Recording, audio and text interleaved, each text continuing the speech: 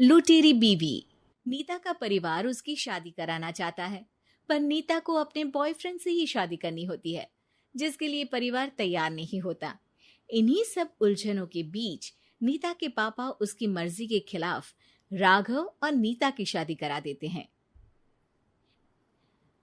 शादी ਤਾਂ ਤੁਸੀਂ ਮੇਰੀ ਕਰਾ ਦਿੱਤਾ, ਹੁਣ मैं भी देख दिया ए परिवार खुश किवें रहंदा है। अपने गुस्से के चलते नीता शादी के अगले ही दिन से परिवार में सबको उल्टे जवाब देना, किसी की कोई बात ना सुनना और अपने मन मुताबिक रहना शुरू कर देती है, जिससे घर में सबको दिक्कत होती है, लेकिन नीता को कोई कुछ नहीं बोलता। एक दिन सास नीता के पास आती है। बहू, की गल तुसी किवें नाल या किसी गल से नाराज हो? तुहानू मेरी फिक्र करन दी कोई लोड़ नहीं, मैं ठीक हाँ। ऐसा बोल नीता वहां से चली जाती है, पर सास की बात उसके मन में रह जाती है।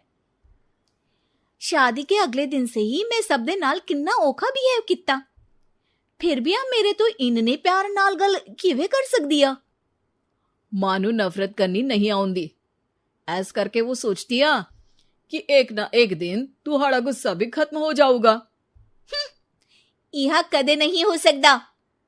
इससे पहले राघव कुछ बोलता, नीता का मोबाइल बजने लगता है, जिस पर राघव वहां से चला जाता है और नीता फोन पर बात करने लगती है। जिसके बाद अगले दिन से नीता की जैसे ही आत्मा बदल गई हो, वो बिना किसी के बोले घर के सारे काम कर देती है। उसकी ऐसी काया पलट देख राघव और उसकी माँ हैरान रह जाते हैं। बहू, तबियत शबियत ता ठीक सी? तबियत छड्डो मां, मैनू लगदा इसदा दिमाग हिल गया। ए तुसी दोनों की गल करी जांदे हो? मैं ठीक आ ते मेरा दिमाग भी। बस आज रियलाइज हो गया कि मैं अपने गुस्से विच कितना प्यारा परिवार ठुकरा रही सी। नीता की बात सुनकर सब बहुत खुश होते हैं और अब नीता सास की सेवा से लेकर पति की हर बात मानने लगती है, जिसकी वजह से कुछ ही समय में घर की सारी भाग दौड़ उसके हाथों में आ जाती है। उसी के साथ सास और राघव भी हर काम के लिए नीता पर ही डिपेंड हो जाते हैं। नीता, मेरा लैपटॉप किथे आ? बहू, मेरी दवाइयां। अब नीता अच्छी पत्नी और सर्वगुण संपन्न बहू बन गई होती है और इसी तरह विश्वास जीतते हुए एक दिन तिजोरी की चाबियां भी उसके हाथ में आ जाती है। ऐ हुई ना गल, हुन आएगा जिंदगी विच स्वाद। तिजोरी की चाबियां हाथ में आती ही नीता एक रात सास और पति के सोते ही सारे गहने और कैश लेकर घर छोड़ अपने बॉयफ्रेंड के पास चली जाती है। रवि, मैं आ गई, अब सानू कोई अलग नहीं कर सकता। ते वेख, मैं सारी ज्वेलरी ते कैश भी साथ ले आई। नीता की ये बात सुनकर रवि खुश हो जाता है और वो दोनों साथ रहने लगते हैं, जिसमें नीता पूरा समय काम करती है तो रवि उसके लाए पैसों पर ऐश करता रहता है। मैं तेरे तो प्यार कर दिया, ता करके ससुराल छड़ाई, और एक तू आ जो पैसों दे आगे कुछ भी नहीं देखदा। ओ महारानी, अपने काम तो काम रख, मेरे ते जुबान लड़ान दी जरूरत नहीं, वरना इस घर तो बाहर कर देना है।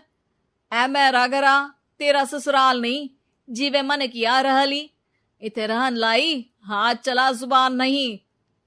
रवि की बातें सुन नीता के सिर पर जैसे आसमान ही टूट जाता है। एक तेरे करके मैंने अपने मां पियो नाल उस भले चंगे ससुराल नु भी धोखा दिता, ते तू छड्ड परे, मेरी ही गलती आ। जे अखा उत्थे तेरे प्यार दा पर्दा डाल, उस दिन फोन ते तेरी गल्ला विच आ गई। जे नहीं आउंदी ता आज खुशी नाल उथे ही बैठी होनी सी। ए भाषण उन्ना दियो जिससे इसका फर्क पड़े, मेरे कॉल नौटंकी नहीं। रवि वहां से चला जाता है और नीता रोती पछताती वहीं बैठ जाती है। हाय रब्बा, ए मैं की कर दिता, उस घर विच भी वापस नहीं जा सकती। एक ता घर छोड़ा, नाल चोरी भी की, कोई मेहणु माफ नहीं करूंगा। घर कैसे वापस जाए, इसी डर से नीता रवि का घर छोड़ नहीं सकती। इसी तरह दिन बीतते हैं और उन्हीं के साथ हालात बद से बदतर होते जाते हैं।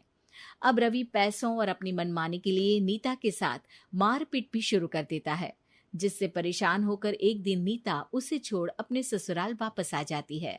जिसे वहां देख राघव गुस्से से लाल हो जाता है। हूं थे की लेना या हमारी जिंदगी के साथ घर ता तो पहले ही बर्बाद कर गई सी। जान दिया, मेरी गलती माफी लायक नहीं। मैं कमली सी उस ढोंगी नु सच्चा प्यार दे इस सच्चे प्यार नु बोझ समझती बैठी।